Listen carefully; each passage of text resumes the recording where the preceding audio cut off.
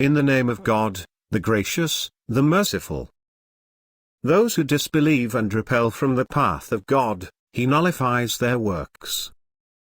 While those who believe, and work righteousness, and believe in what was sent down to Muhammad, and it is the truth from their Lord, He remits their sins, and relieves their concerns.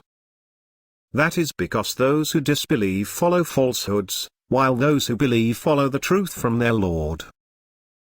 God thus cites for the people their examples. When you encounter those who disbelieve, strike at their necks. Then, when you have rooted them, bind them firmly. Then, either release them by grace, or by ransom, until war lays down its burdens. Had God willed, He could have defeated them Himself, but He thus tests some of you by means of others. As for those who are killed in the way of God, He will not let their deeds go to waste. He will guide them, and will improve their state of mind, and will admit them into paradise, which He has identified for them. O you who believe!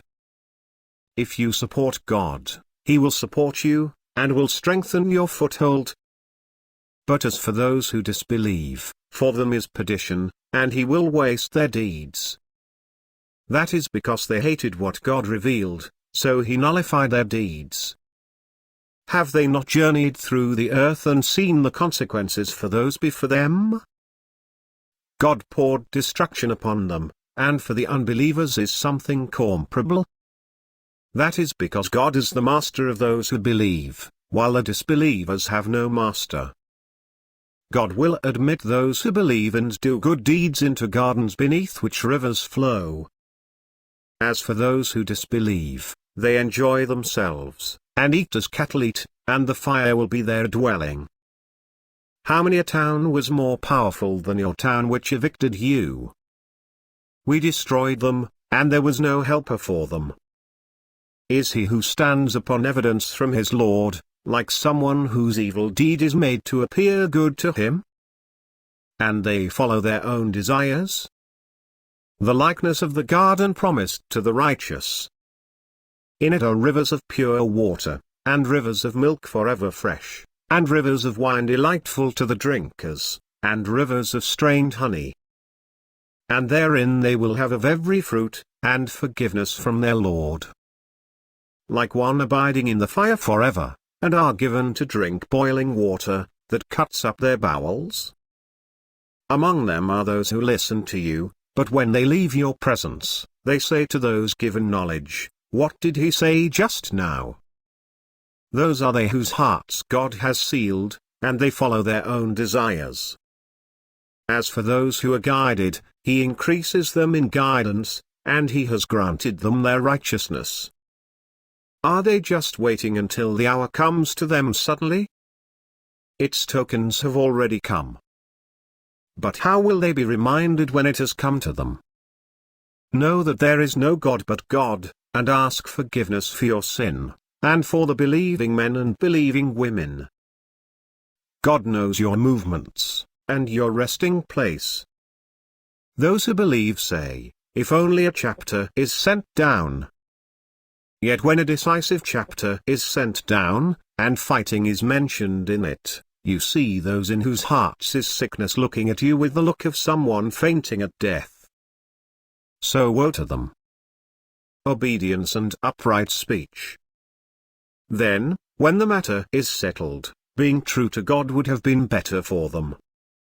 If you turn away, you are likely to make mischief on earth, and sever your family ties. Those are they whom God has cursed. He made them deaf, and blinded their sight. Will they not ponder the Quran? Or are there locks upon their hearts? Those who reverted after the guidance became clear to them, Satan has enticed them, and has given them latitude. That is because they said to those who hated what God has revealed, "We will obey you in certain matters." But God knows their secret thoughts. How about when the angels take them at death, beating their faces and their backs? That is because they pursued what displeases God, and they disliked His approval, so he nullified their works. Do those in whose hearts is sickness think that God will not expose their malice? Had we willed, we could have shown them to you, and you would have recognized them by their marks. Yet you will recognize them by their tone of speech. And God knows your actions. We will certainly test you, until we know those among you who strive, and those who are steadfast, and we will test your reactions. Those who disbelieve, and hinder from the path of God, and oppose the messenger after guidance has become clear to them, they will not hurt God in the least, but he will nullify their deeds. O you who believe, obey God, and obey the messenger, and do not let your deeds go to waste. Those who disbelieve, and hinder from God's path, and then die as disbelievers, God will not forgive them. So do not waver and call for peace while you have the upper hand. God is with you, and he will not waste your efforts. The life of this world is nothing but play and pastime. But if you have faith and lead a righteous life, he will grant you your rewards, and he will not ask you for your possessions. Were he to ask you for it, and press you, you would become tight-fisted, and he would expose your unwillingness. Here you are, being called to spend in the cause of God. Among you are those who withhold. But whoever withholds is withholding against his own soul. God is the rich, while you are the needy. And if you turn away, he will replace you with another people, and they will not be like you.